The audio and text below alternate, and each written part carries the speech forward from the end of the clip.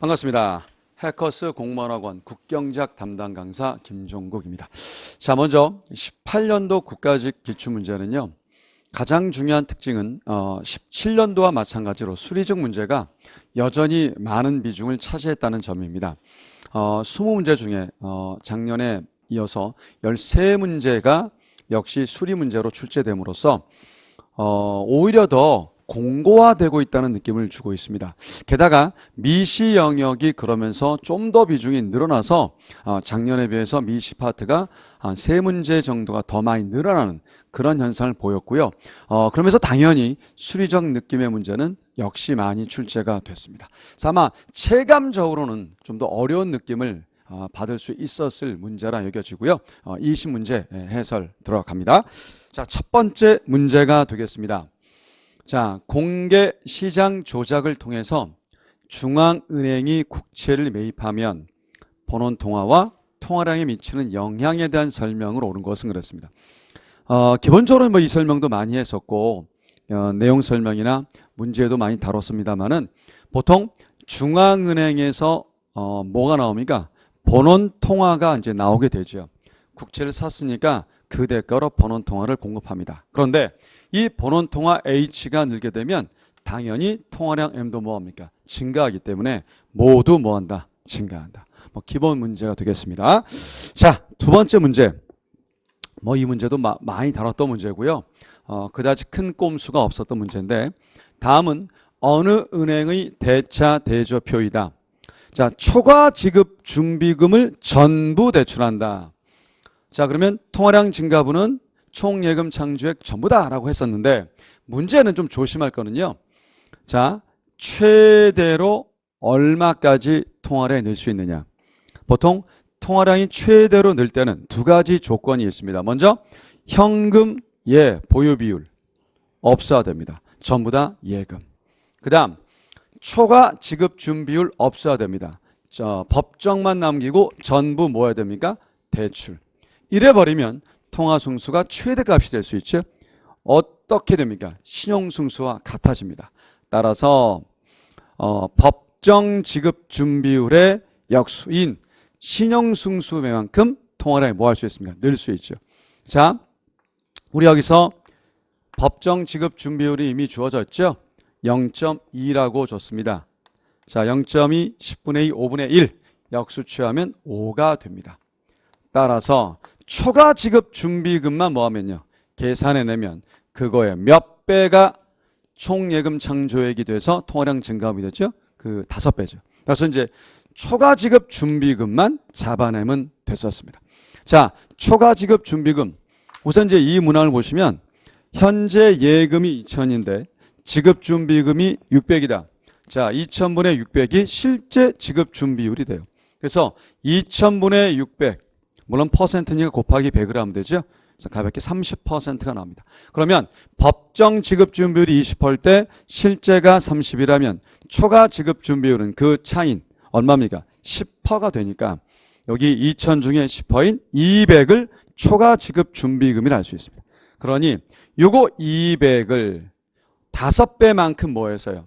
5배만큼 증가시켜서 도합 1,000만큼이 뭐합니까? 총 예금이 창조돼서 그래서 통화량이 뭐한다? 증가한다.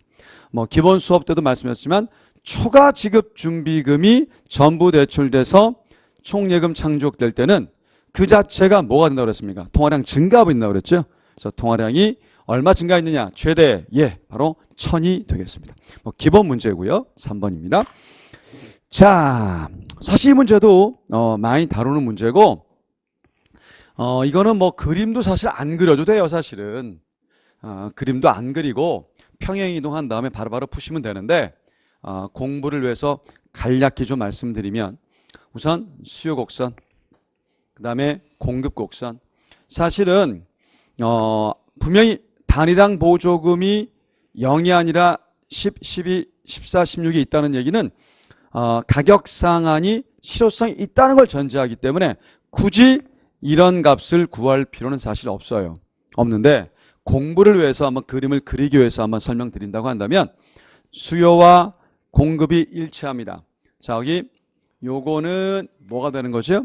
10 더하기 207P다라고 전제하게 되면 요거 넘겨서 10P고요. 넘겨서 270이니까 당연히 27이 P가 나오죠. 그래서 27을 어느 곡선에 대입해도 수량은 199가 나옵니다. 사실 요 27과 199는 실익은 없어요.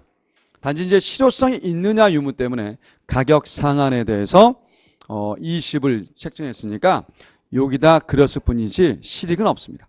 자, 중요한 건 뭐냐면요. 이런 상태에서 이 가격 상한선 아래서 생산자에게 보조금을 지급해서 공급량을 수요량이 뭐 한다는 겁니까? 맞추겠다. 현재 가격 상한에서는 이만큼의 뭐가 생기고 있습니까? 초과 수요가 생기니까 이거를 메꾸기 위해서 공급을 뭐 하자? 늘리기 위해서 보조금을 주자. 그러면 당연히요.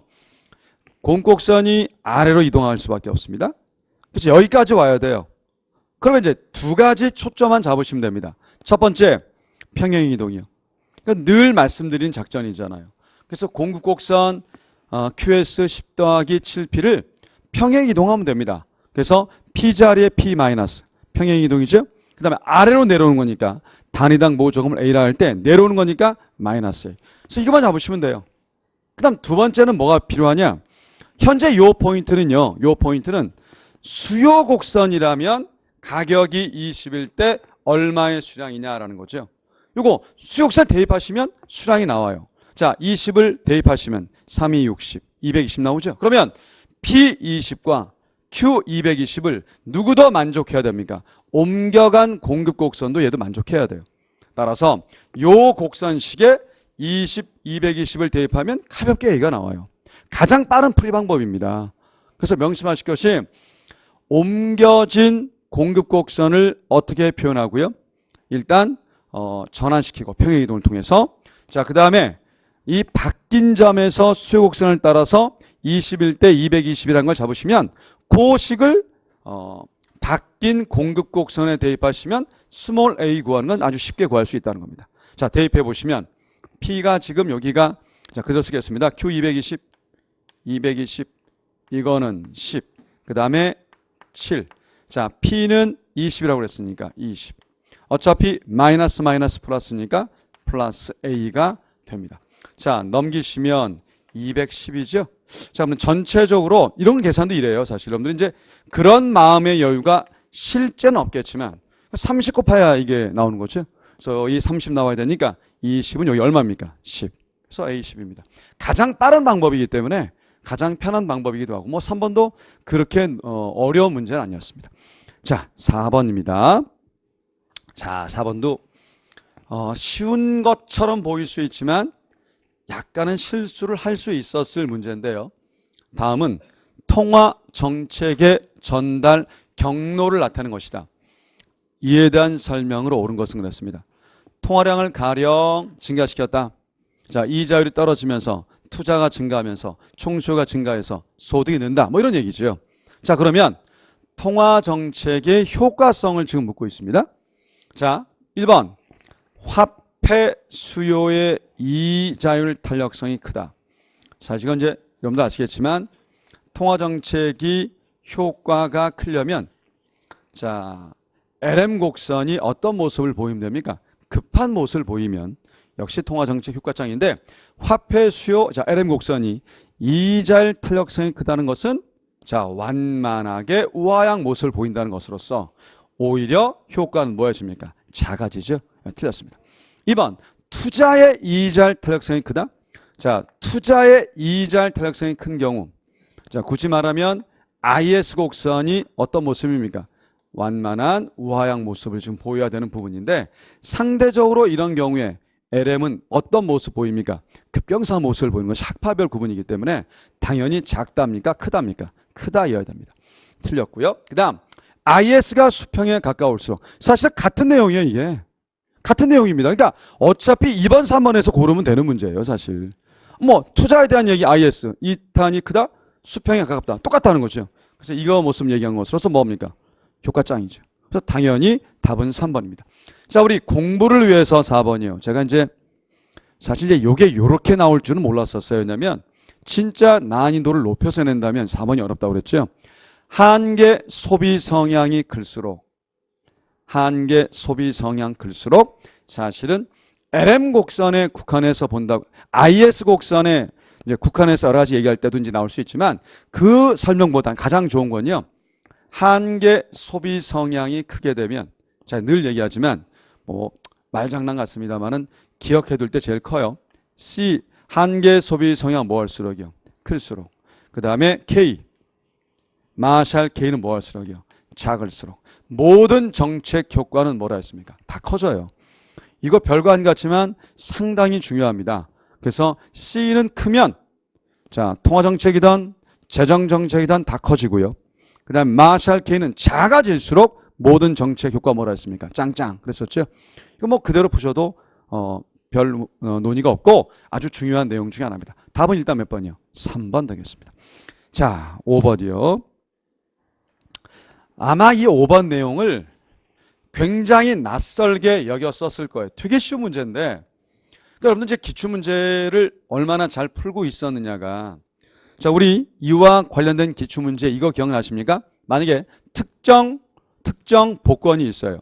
그럼 이 복권하고 현금 얼마를 바꿀 거냐, 뭐 이런 문제. 그게 뭐냐면 요쪽의 복권과 이런 확률로 바꿨었을 때 두 개가 뭐여야 됩니까? 같은 가치여야 돼요. 다시 말해서 예로 물었을 때 확실성 등가와 예로 얘기했을 때 확실성 등가가 뭐하면 됩니까? 같으면 돼요. 서로 같은 가치가 되는 겁니다. 그래서 확실성 등가 구해서 일치시키면 되는 문제였어요. 자, 우리 확실성 등가는 어떻게 풉니까? 기대 효용에서 풀 수 있죠. 기대 효용에서 풀 수 있기 때문에, 자, 기본적으로 상금이 100이다. 자, 무리함수니까 당연히 얼마 나옵니까? 루트 100, 10 나오죠. 자, 언급되지 않았지만 꽝은 없는 거예요. 어차피 0입니다. 자, 그러면 이거 확률이 얼마라고요? 3분의 1. 이거 확률은 3분의 2겠지만 존재감 없습니다. 더했을 때 뭐가 나온다? 기대 효용. 얼마 나와요? 3분의 1, 3분의 10 나오죠. 그러면 우리 명심하실 것은 이와 같은 기대 효용을 주는데 확실한 값.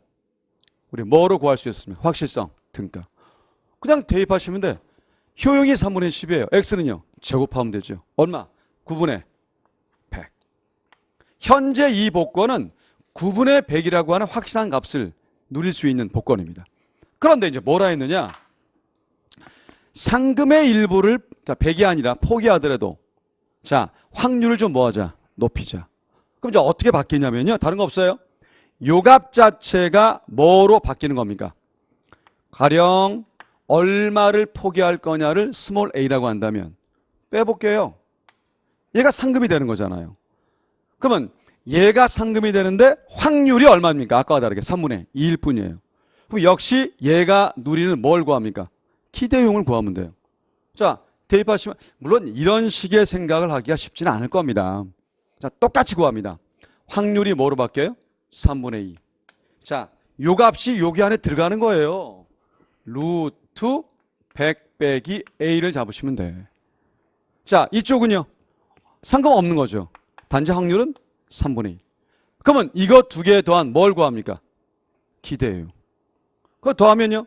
그냥 3분의 2 루트 100 빼기 a가 나와요. 그러면 이거 기대용과 같은 효용을 누리는 뭘 구합니까? 확실성 등가. 그거랑 얘랑 같으면 돼요. 그럼 이거 어떻게 구하면 돼요? 제곱하면 돼요. 그럼 확실성 등가가 나오죠. 그럼 제곱하면 얼마 나옵니까? 9분의 4. 얘 제곱하면 100 빼기 a. 이게 두 개 뭐 하면 됩니까? 같으면 돼요. 그러면 이거 없어지죠? 그죠? 그럼 얘가 넘기면요. 25. 그럼 a 얼마 나옵니까? 75. 75. 근데 이건 어떤 문제였냐면 어떤 기대 미래에 이러이러한 상금을 기대하는 복권이 있다. 그러니까 얘 확실성 등가를 구해서 얘와 같이 놓으시면 되는 거예요. 그래서 늘 명심할 거는 기대용 함수에서 중요한 건 확실성 등가가 되게 중요해요. 그래서 이 방법대로 푸시면 정말 빠르게 푸는 거죠. 뭐 군더더기 다른 게 필요 없어요. 그냥 여기서 얘는 솔직히 내가 강이니까 요걸 써서 그렇지 실제로 뭘 씁니까? 0인데 어차피. 얘만 구하면 돼요. 그래서 처음에 얘 구해서 바로 뭘 구합니까? 기대 효용. 이거 제곱해서 뭘 구합니까? 확실성 등가. 아까 얼마 나왔습니까? 9분의 100이 나왔죠. 그 다음에 상금 액수가 얘보다 줄어들었어요. 그 100 빼기 A라고 하고 이거에 대한 효용. 여기 루트 100 빼기 A인데 확률이 얼마로 늘었습니까? 3분의 2. 얘는 어차피 의미 없으니까. 역시 기대 효용은 이게 되는 거죠. 이거 제곱이요. 9분의 4. 자, 이거 제곱하면 100 빼기 A. 요거랑 요게 같으면 돼요. 그만 없어지면. 자, 넘기면 25. 자, A 얼마 나옵니까? 75. 그러니까 기대 효용 함수에서 명심하실 것은 같은 가치로 보기 위해 필요한 것이 기대 효용을 통한 뭘 구하는 거에 있다. 확실성 등가. 사실은 별렇게 길게 안 풀어도 되는 문제입니다. 답은 몇 번? 4번. 자, 6번입니다. 이거 뭐 직전에도 제가 하프나 동영에서 해드린 가로등 문제죠. 이게 이제 공공재 얘기라서 근데 그 생각 못하면 뭔 말인지 모르죠. 공공재 무슨 합이요? 수, 직, 합. 그냥 얘 더하면 돼요. 20. 얘 2Q. MC 6. 암산은 되네. 넘기면 14. 넘기면 2Q. 2 나누면 7. 별거 없습니다. 그래서 이제 이런 것들은 정말 빠르게 푸실 수 있으셔야 되겠죠. 자, 우리 이제 7번 갑니다. 하프 모의고사에서도 이제 다뤘던 문제고 내용 설명을 좀 드렸던 문제인데 아마 테일러 준칙을 처음 접하는 분들은 되게 어려웠을 거예요. 이제 우리 하프에서 했던 문제인데 그걸 알면 되게 쉬운 문제지만 아니면 또 어려울 수 있죠. 사실 웬만한 기본수에 없어요, 이거. 없고 그래서 하프 모의고사에 있습니다. 그대로 있고 실제로 이제 A반은 다 다루지만 B반인 경우는 사실 이제 이게 여기까지 안 가니까 그렇지만 사실 근데 그렇다 손치더라도 이 문제 같은 경우도 조금만 고민하시면 되는데 아마 그런 마음의 여유가 없으면 뭔 말인지 모를 수 있어요. 이게 이제 어떤 얘기냐? 보통 목표 이자율 사실은 정책 이자율이라는 말로 써요. 목표 이자율, 정책 이자율. 거기다가 0.03이라는 값. 이게 뭔지 잠시 설명드릴 텐데 그 다음 4분의 1과 4분의 3이 있는데 요게 뭐냐? 요게 뭐냐? 요거 파이 뭐였어요? 인플레이션율, 실제 인플레이션율. 거기에서 목표 인플레이션율 뺀 값을 인플레이션 갭이라고 합니다. 요게 인플레이션 갭이에요. 그 다음 잠재 GDP 분해. 잠재에서 실제 뺀 거. 그러니까 GDP 갭이 되죠. 요 두 개를 감안해서 뭐를 만든자? 목표 이자율. 이게 테일러 준칙입니다. 그래서 테일러 준칙은 목표 이자율 또는 정책 이자율은 자 보세요. 지금 여기 0.03은 뭐냐면요. 인플레이션 갭이 0이다. GDP 갭이 0이다. 다 없어지죠? 그럴 때 이자율을 균형 이자율이라고 불러요. 따라서 균형 이자율에다가 뭔가 더하고 플러스 베타 이렇게 해서 잡아낸 이자율을 목표 이자율이라고 합니다. 그래서 일단 이 문제에서 보는 방식은 첫 번째 3번에 0.03 3%를 뭐로 본다? 균형 이자율. 근데 저는 그런 생각을 해요. 이거 일단은 목표 이자율은 R은 주어졌으니까 자 여기 인플레이션율 4%, 여기 이제 4%죠. 자 그 다음에 GDP 갭 요 전체 1%. 요거 대입하면 어쨌든 뭔가 숫자가 나와요. 해볼게요. 4%에서 0.04에서 0.02 빼면 0.02죠. 따라서 4분의 1로 묶었을 때 0.0이에요. 근데 여기는 얘가 1%입니다.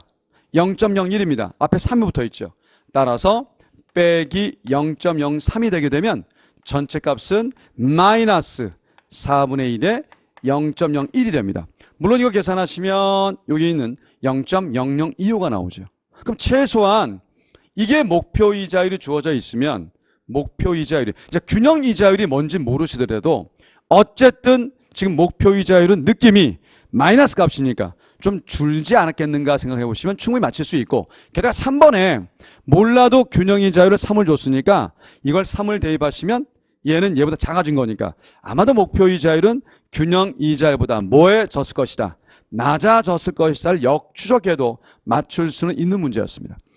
그래서 사실 이제 A반은 좀 해줬던 문제지만 B반은 아직 여기 간 단계가 아니라서 제가 하프 때 이제 안 다뤄서 그런 건데 되게 어려운 문제예요. 근데 이게 간평 문제 다 있는 문제예요. 결국 어떤 말씀을 드리려고 하는 거냐면 많이 하면 돼요. 모든 걸 다 하면. 다 있는 문제입니다. 다 했던 문제예요. B반은 안 했지만 다 있던 문제입니다. 그래서 내가 느끼는 게 뭐냐면 많이 해줘야 된다는 생각밖에 안 들어요. 다 하는 문제입니다. 이거 다 하는 문제예요. B반은 아직 거기까지 못 가니까 이제 제가 못 줘서 그렇지. 자, 다시 한번 정리하면 테일러 준칙은 목표 이자율 계산하기 위해서 균형 이자율에 뭔가 알파 베타가 붙는다. 그 알파 베타에 이런 것들이 있다. 자, 그래서 목표 이자율을 이렇게 구해내는 것이고 이때 균형 이자율은 개념 정의상 인플레이션 갭과 GDP 갭이 0일 때의 이자율을 균형 이자율이라 부른다. 따라서 이게 0 돼버리게 되면 0.033%가 균형 이자율이다. 그래서 균형 이자율 3%인데 목표 이자율 이게 나왔으니까 분명히 목표 이자율은 균형 이자율보다 높아졌습니까? 낮아졌습니까? 낮아졌습니다. 그 다음 2번 목표 인플레이션율이 뭐냐? 바로 여기 인플레이션 갭에서요. 이 자체가 0 되게 하는 그러한 값인데 이게 0 되려면 0.02 여기 0.0이 들어가면 되는 거죠. 그래서 목표 이자율은 요 값으로 칩니다. 요걸 목표 이자율. 인플레이션율, 여기를 목표 인플레이션율. 그래서 인플레이션 갭이 0 되게 하는 이게 0 된다는 얘기는 파이가 0.0이 나오는 것이기 때문에 결국 0.0이 되면 전체 인플레 갭이 0이 되죠. 그때 인플레이션율을 목표 인플레이션이라고 하는데 따라서 직관적으로 얘 값을 잡으시면 돼요. 자, 그래서 3번도 맞고 2번, 3번 다 맞고요. 4번 다른 조건이 일정할 때. 자, 이건 이제 직관용으로 한번 보시면 좋은데 인플레이션 갭, 이거 인플레이션 갭이죠. 얘가 1%포인트만큼 증가했다.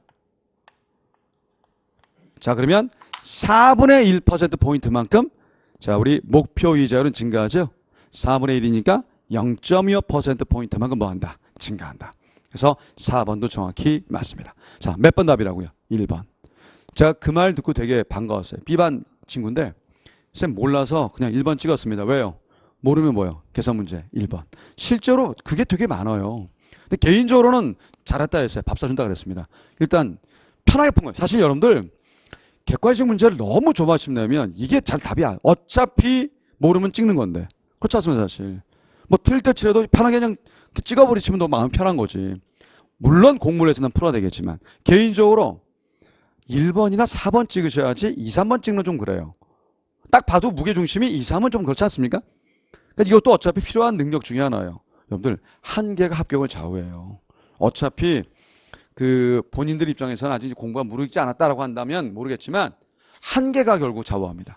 그래서 7번에 테일러 준칙은 목표 이자율, 정책 이자를 구하기 위해서 이런 방식이 필요한데 자, 균형 이자율의 인플레 갭과 GDP 갭을 고려해서 봐가는 게 목표 이자율인데 거꾸로 인플레 갭과 GDP 갭이 0일 때 요거를 뭐라 부른다?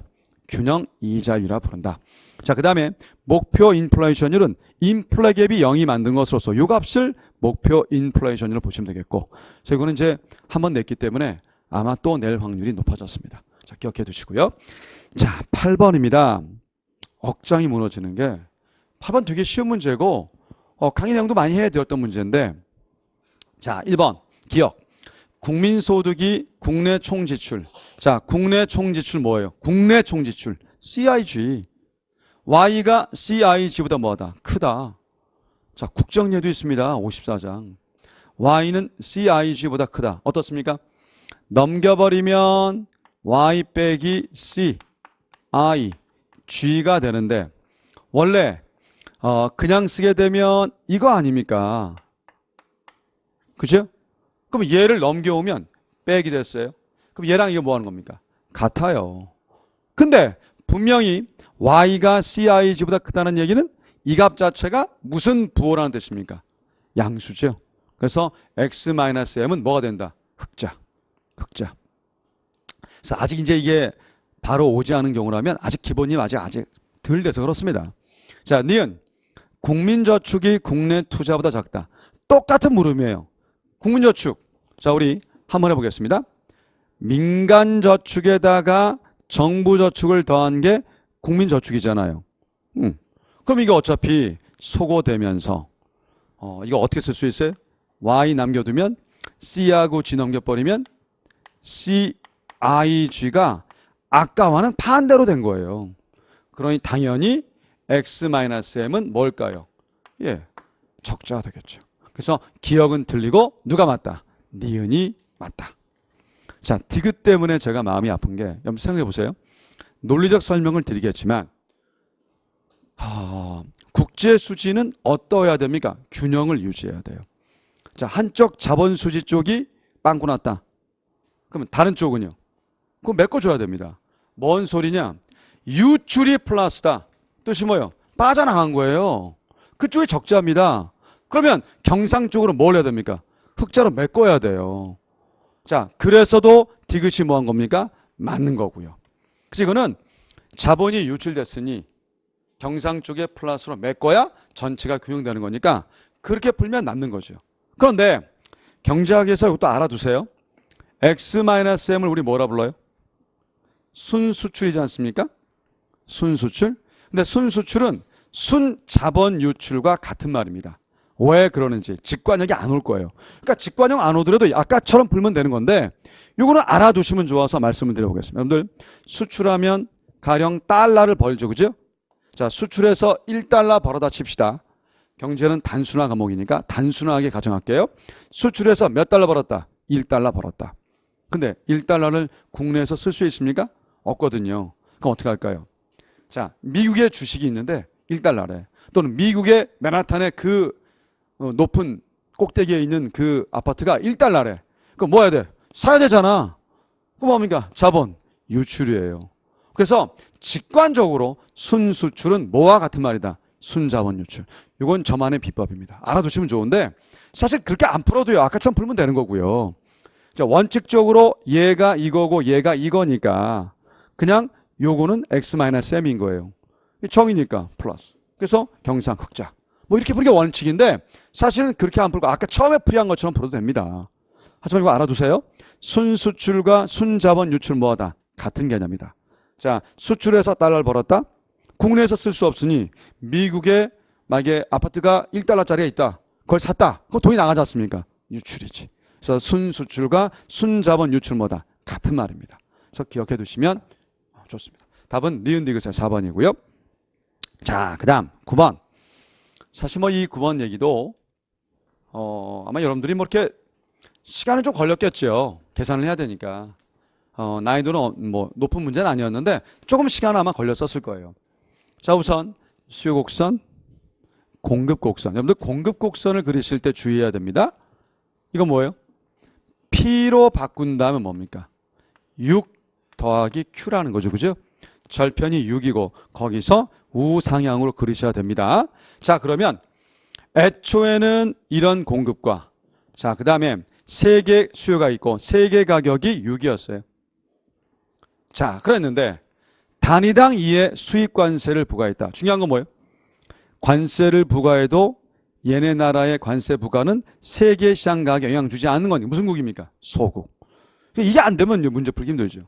그래서 그대로 여기서 단위당 관세 이만큼 위로 올라가면 8이 되겠죠. 그래서 됐어요. 그럼 다 그렇습니다. 자, 이제 그러면 우리 원래 곡선이 수요 곡선과 공급 곡선이 있었는데 가격이 요 가격에 거래됐다면 자, 그런데 지금 뭐로 바뀐 겁니까? 이렇게 국내 가격이 바뀌었죠. 자, 그러면 소비자 잉여는 얼마만큼이 감소한 겁니까? 요 면적만큼이 감소한 거죠. 이거 2, 여기요 8, 2, 8이 16. 요거는요 2와 2 곱하는데 삼각형이니까 반. 얼마 나옵니까? 2. 8이 16이 얼마요? 18. 그래서 요거만큼 관세를 부과함으로써 뭐한다? 감소한다. 뭐 기본 문제입니다. 그 다음 생산자 잉여는요 애초에 여기였으니까 생산자 잉여 없었어요. 이제 여기로 생산하고 있습니다. 그렇다면 이거에 대해서 이 공급 곡선을 따라서 이거를 요구했는데 이걸 받은 꼴이니까 얘가 뭐예요? 생산자 잉여. 2와 2, 2분의 1이니까 가볍게 2죠. 이만큼 증가한다. 자, 그 다음 너무 웃겼습니다. 왜냐하면 솔직히 출제자께서 그런 것 같아요. 니네 계산 힘들지? 답 쉬운 거 줄게. 막 그런 것 같습니다. 얘는 뭐 너무 쉬웠죠? 수요량이 얼마만큼 감소하느냐. 원래는 이때는 이만큼이어야 되잖아요. 10. 이때는 이만큼이지 않습니까? 얼마 차이에요? 2 차이죠.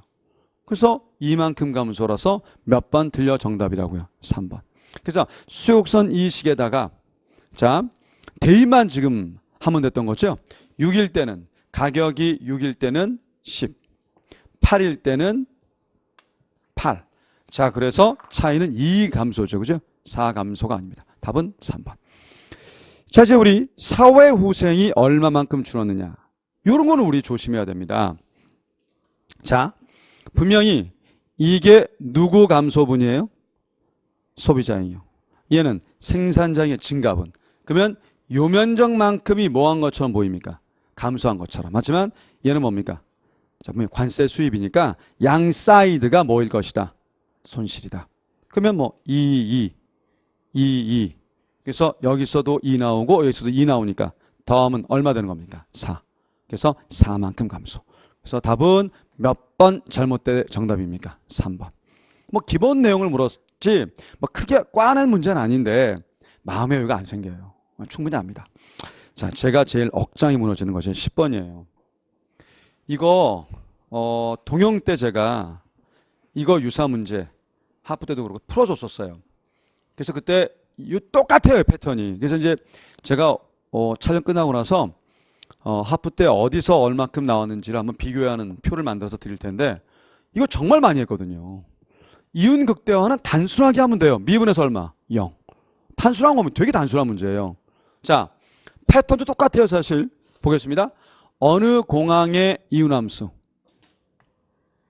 그 다음 업체의 이윤함수. 근데 한 기업이 두 개를 뭐 한답니까? 소유한대요. 더하면 돼요. 그래서 28x 마이너스 x제곱 더하기 20y 빼기 y제곱 빼기 xy. 이게 이 기업의 이윤이 됩니다. 변수 두 개예요. 두 개 한번 미분해 보세요. x로 미분해서 0 될 때와 y로 미분해서 0 되는 거 연립해 보시면 y가 얼마 나옵니까? 4가 나와요. 지금 묻는 게 뭘 물었습니까? 스몰 a인데 이 스몰 a 주택의 수거든요.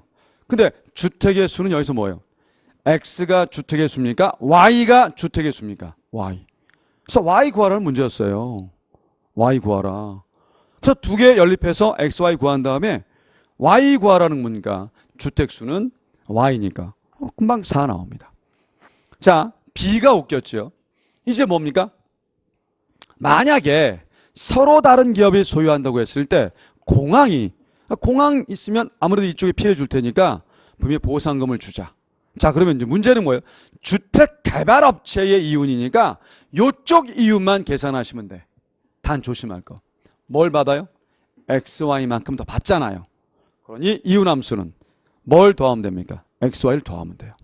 그래서 가볍게 20, 여기 이제 요거 미분하면 되는 거니까 요거 없어져 버리면 20 빼기 2y 돼서 y 바로 얼마 나옵니까? 10. 굉장히 단순한 문제예요, 여러분들.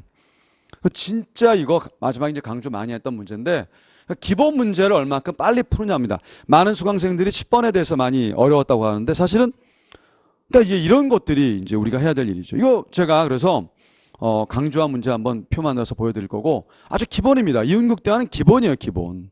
기본적으로 이윤함수 만든 다음에 미분해서 얼마 나오면 됩니까? 0 나오면 돼요. 변수가 두 개니까 사실 뭐 귀찮지만 두 번 하면 되잖아. 그럼 이제 묻는 거에 따라가면 되는 건데. 답은 2번이 되겠습니다. 자, 11번이요. 정말 서운하죠. 서술형이 너무 정말 존재감 없이 나오다 보니까. 서술형이 그래서 진짜 도대체 서술형을 왜 줬는지 모르겠어요. 다 수학 문제만 지금 해서. 자, 옳지 않은 것 1번. 단기 균형에서 자, 완전 경쟁입니다. 가격은 자, MR과 MC와 같다. 이거 뭐 당근이죠. 그다음에 독경과 독점은요. P는 자, MR, MC보다 크잖아요. 뭐 더 얘기할 게 없어요. 맞고요. 2번. 자, 완경이 직면 수요곡선 수평선이죠. 독경이나 독점은 우하형. 뭐 기본 내용이에요. 자, 장기 균형 때 완경과 독경은 진입장벽이 없기 때문에 경쟁이니까요. 다 들어와요. 공통점입니다. 하지만 독점은 예. 그래서 장벽이 존재하죠. 아주 좋은 문제고요. 자, 4번 보시면 요 이윤 물론 이제 논란이 될 수도 있겠습니다만은 초과 이윤을 본다고 하더라도 여기까지 맞아요. 자, 누구도 장기 땐 초과 이윤 0이었습니까? 독경도. 뭐 틀렸죠. 솔직히 독점의 이야기를 좀 자세히 하면 제가 이제 관련 문법에서 그거 한번 사례 든 적이 있는데 장기 때 독점 이윤이 0이 되는 경우도 있어요.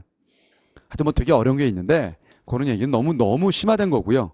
이건 그렇게 안 풀어도 되잖아요. 독경은 어차피 뭡니까? 장기 때 초과 이윤 0이니까 이거는 뭐 더 얘기할 필요가 없어요. 그래서 당연히 4번 답이고요. 설명도 필요 없습니다. 자, 그 다음입니다. 12번. 근데 이게 저는 친구들이 이거 질문하길래 라고 생각했는데 이 취업 준비. 내가 취업 준비생 시험률 할 때 뭐 했습니까? 분명히 비경. 근데 이게 참 하나하나 보겠습니다. 자, 40명은 취업했다. 취업자. 명백히 취업자. 나머지 10명 실업자. 명백합니다. 자, 우리 학생 뭐예요? 학생. 비경이에요. 의사가 없는 겁니다. 일할 의사가. 자, 문제는 비경은 10명이 됐는데 20명 됐는데 나머지 이게 뭐냐는 거죠. 취업 준비와 진학 준비를 하고 있는 졸업생은 각각 20과 10이다. 지금 진학 준비야 진짜 의사가 없는 거잖아요. 그죠? 그럼 이제 문제 이거예요. 취업 준비. 취준생 얘기했었는데 적어도 취준생은 뭐가 부족하다고 그랬습니까? 능력이. 그게 비경이라고 그냥 분명히 했잖아요. 비경. 단지 취업 준비생이 원서를 냈어요. 뭐로 바뀝니까? 실업자. 하지만 그런 문구 없지 않습니까? 그럼 분명히 내가 취준생, 비경의 3대 그 비경, 뭐가 있었어요? 전업주부. 두 번째, 실망실업자. 세 번째, 취준. 내가 그 말도 했잖아.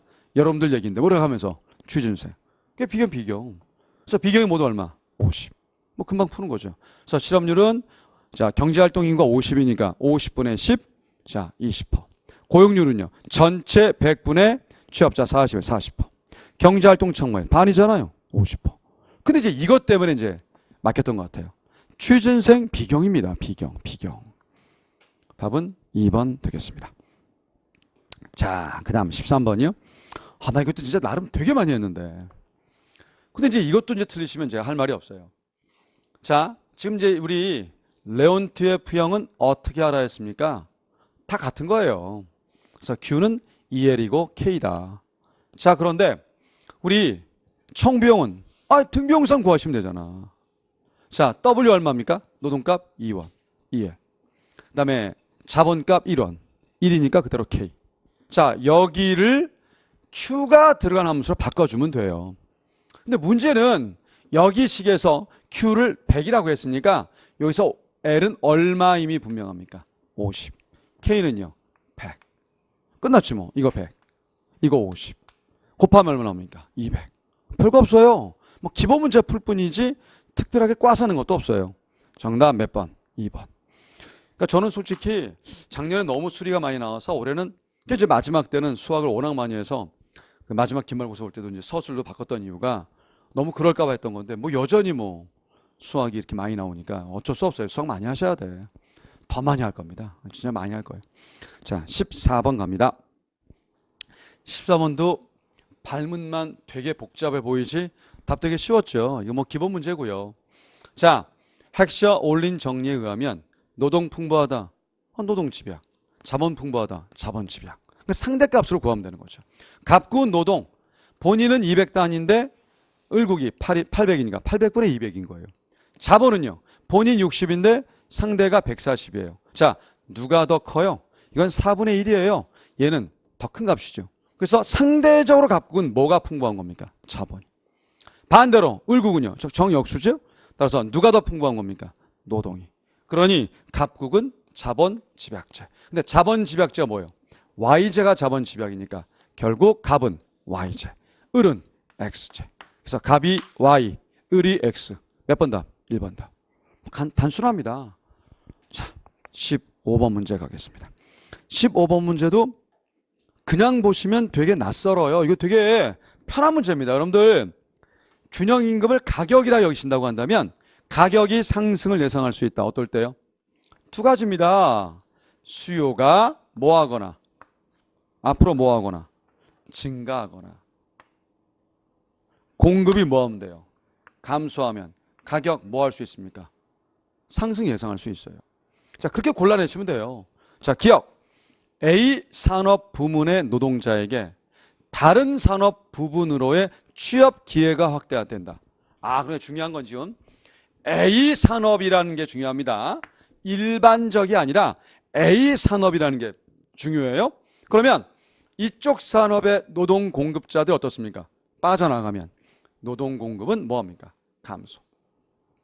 생산성이 증대됐다. 당연히 많이 뽑아야죠. 노동 수요 증가. 100% 뭡니까? 수요 증가, 공급 감소라서 반드시 임금 상승을 예상할 수 있죠. 기억이 뭐한 겁니까? 맞다. 자, 니은요.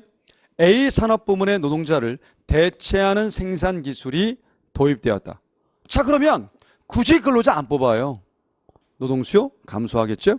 그 다음 A 산업으로의 신규 취업 선호가 증대됐다. 근로자들이 많이 들어온다는 겁니다. 노동 공급이 증가했다. 그럼 여러분 보세요. 노동 수요가 감소합니다. 수요 감소 좌측 이동. 공급 증가 우측 이동. 자, 임금 뭐예요? 떨어질 수밖에 없어요. 아니죠. 자, 디귿. 산업 A 산업 부문에서 생산되는 재화 가격이 하락한다. 여러분들 노동 수요 곡선은 V, MPL이기 때문에 얘가 하락하면 노동 수요도 뭡니까? 감소하거든요. 근데 그렇게 안 보셔도 장사 안 되는데 노동 수요 늘릴까요? 아니겠지. 당연히 감소. 그 다음 노동자 실업범의 보장성이 약화한다. 이건 뭐냐면요. A 산업에서라고 만약에 전제한다고 한다면 A 산업 쪽에서 봤었을 때 노동자 실업범의 보장을 별로 안 해준대요. 그 산업에 남아있겠습니까? 빠져나가겠습니까? 빠져나가겠지. 그래서 노동 공급이 뭐다? 감소라 본다고 한다면 이건 이제 그림 그리시면 노동 수요 감소, 노동 공급 감소. 자, 폭을 모르니까 임금이 반드시 상승한다, 하락한다. 모르죠. 알 수 없답니다. 그래서 몇 번만 답이다. 기억만 답이다. 기본 패턴은 이렇습니다. 사실 자주 안 내서 그렇지 어려운 문제는 아니었어요. 자, 16번 가겠습니다. 난 나름대로 이거 진짜 많이 해줬는데 네, 진짜 이거 틀리면 할 말이 없습니다. 근데도 또 틀리더라고요. 이게 그래서 느낀 건 선생이 많이 한 게 중요한 게 아니라 학생이 맞아야 결국 많이 해준 것이지 학생이 틀리면 많이 한 건 아니에요. 그냥 오히려 안 한 겁니다. 안 한 거. 자, 어느 재화의 가격이 1,000원에서 1% 상승했다. 근데 판매 수입이 늘었다. 자, 가격 올렸더니 판매 수입 증가는 탄입니까? 비탄입니까? 비탄. 그죠? 그 다음 5,000원에서 가격을 올렸더니 판매 수입 감소다. 뭡니까? 올렸더니 판매 수입 줄었다. 탄이죠. 그래서 1번, 2번은 가볍게 뭐했다? 틀렸다. 자, 그런데 3, 4 좋았었어요. 여러분들 이거 아시잖아요? P 곱하기 Q가 TR이 되는데 양쪽을 로그에서 미분했을 때 P 변화율 더하기 Q 변화율 얘는요 TR 뭐요? 변화율.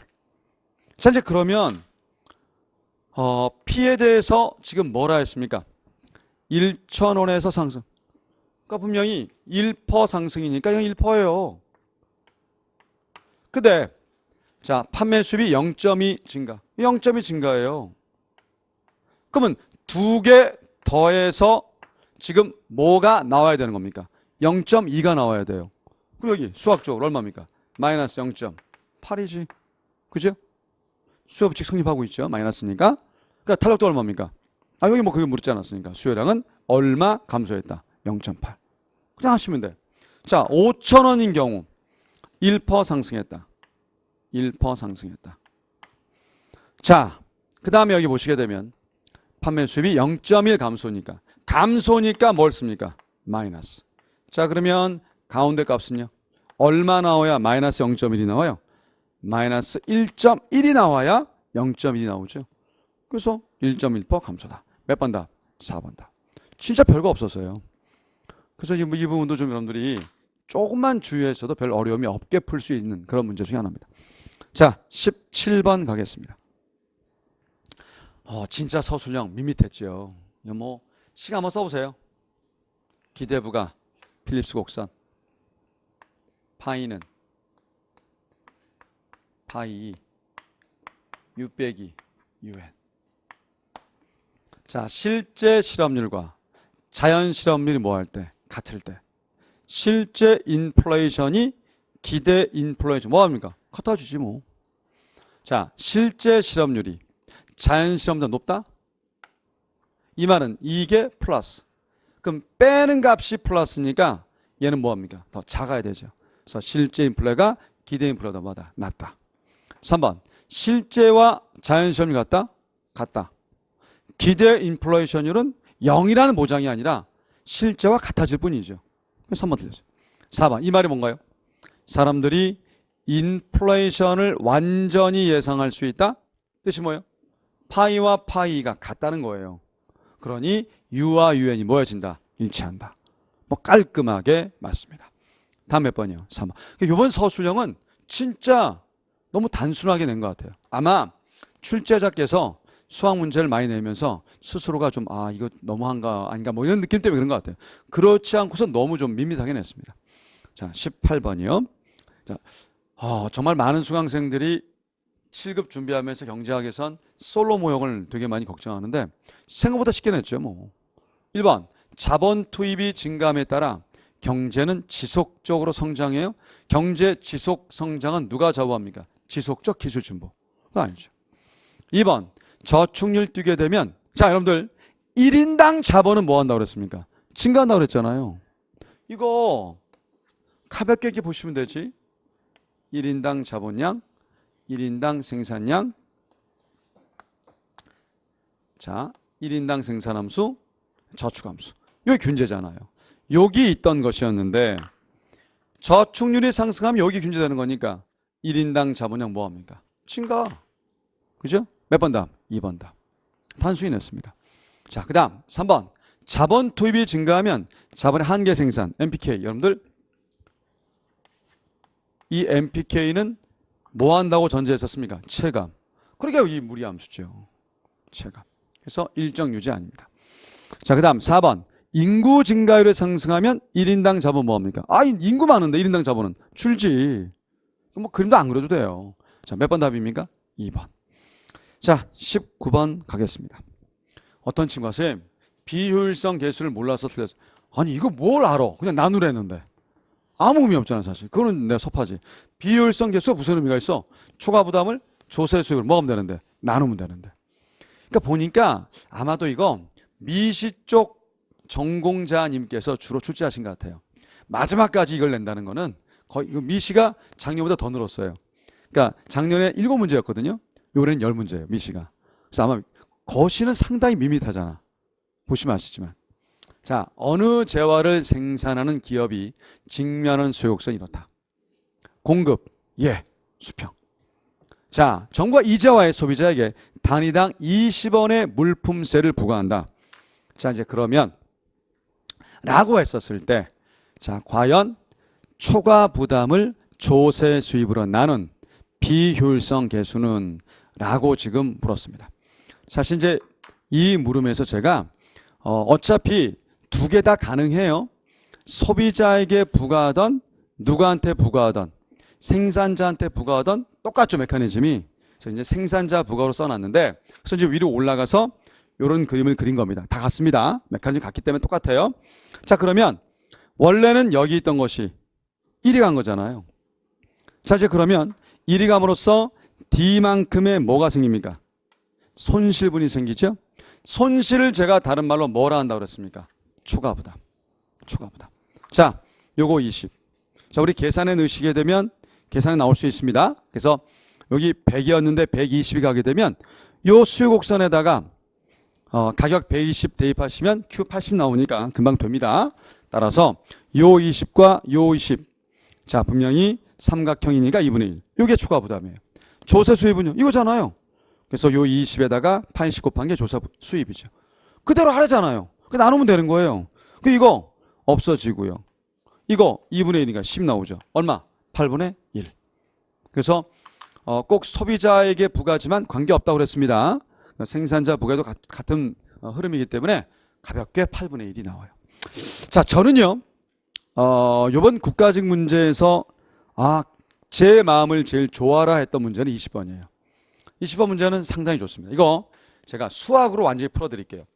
자, 일요일날 제가 이제 한번 설명할 때는 직관용으로 해드렸는데 사실은 수학적으로 충분히 풀 수 있어요. 수학적으로 풀 수 있습니다.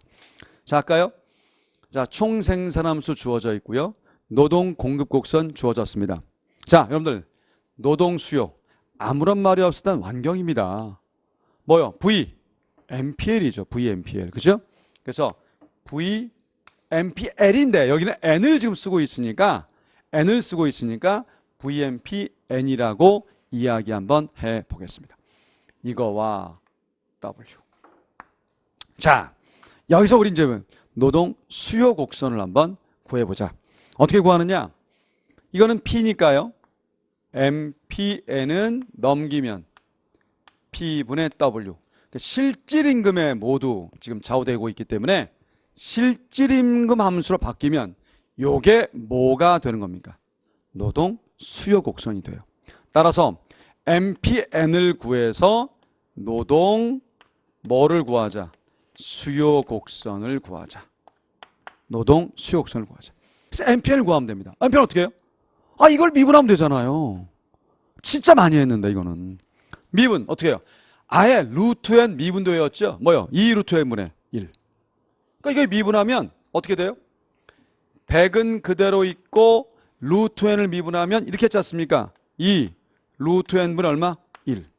그죠? 외워도 돼요 이거는요. 따라서 루트 n분의 50이 돼요. 이게 MPN입니다. 얘하고 누가 같다고요? 이 식에 의하면 P분의 W가 뭐다? 같다라고 할 수 있습니다. 뭐 어차피 여기서는 지금 다 구해졌으니까 요거를 뭐로 잡으면 됩니까? 노동 수요곡선. 그래서 노동 수요곡선은 루트 n분의 50이에요. 이게 노동 수요곡선이 됩니다. 자, 이제 노동 공급곡선을 구하면 되죠. 주어져 있잖아요 여기요. 자, n은 뭘 썼습니까? 2500. 자, 그리고 P분의 W. 역시 마찬가지로 얘와 일치시키기 위해서 P분의 W를 풀면 돼요. 그럼 넘겨봅시다. 어떻게 나와요? 2500분의 얼마요? N. 오케이? 이게 노동 공급 곡선이에요. 바꾼 겁니다. 그러니까 P분의 W와 일치시켜야 되니까 이렇게 바꾼 거예요. 그러면 요 두 개씩 노동 수요와 노동 공급을 일치시켜 보자. 그럼 이겁니다. 루트 n분의 50은 여기서는요 2500분의 n이 되는 거죠. 자, 여러분들 약간의 수학을 좀 써주겠습니다.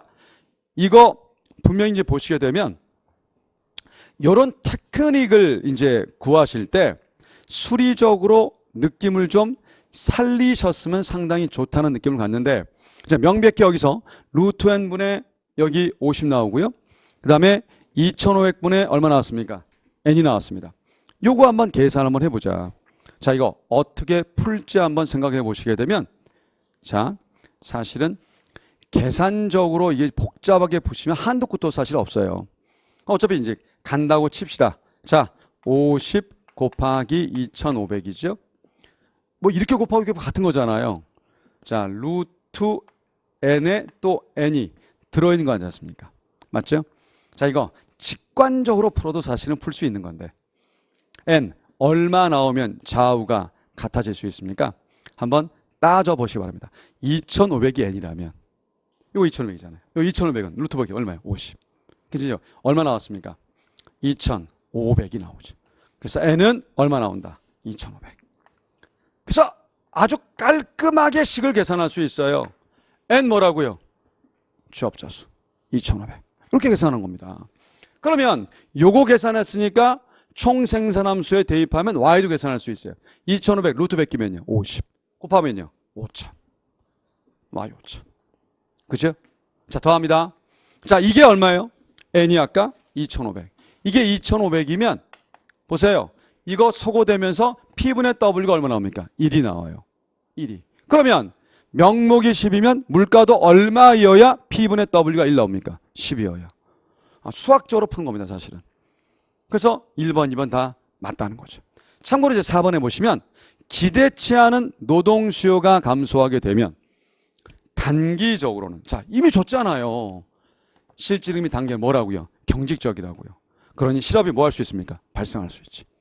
자, 우리 3번. 장기 균형에서 실업자가 500이다. 지금 보시면 생산 가능인과 3,000이에요. 취업자가 2,500입니다. 자, 지금 경을 알 수 없는 상태이기 때문에 과연 실업자가 500인지. 그러면 이게 500이라면 취업자 2,500이 이게 500이라면 비경은 전혀 또 없는 거잖아요. 따라서 500이라는 단정할 수 있다 없다? 없다. 그래서 몇 번 틀려 정답이라고요? 3번. 개인적으로는 여러분들 이건 진짜 수학입니다. 경제 수학. 저는 이게 되게 끌려요. 요 파트가 드디어 노동 수요도 구하는 걸 이렇게 냈구나. 노동 공급도 그렇지만 노동 수요도. 그래서 이걸 구하는 문제를 냈다는 것이 상당히 의미심장했었습니다. 아마 그래서도 조금 많이 틀리지 않았겠는가. 근데 개인적으로 그런 생각을 해봐요. 장기 균형은 신축이잖아요, 사실. 장기는. 그 말은 뭘까요?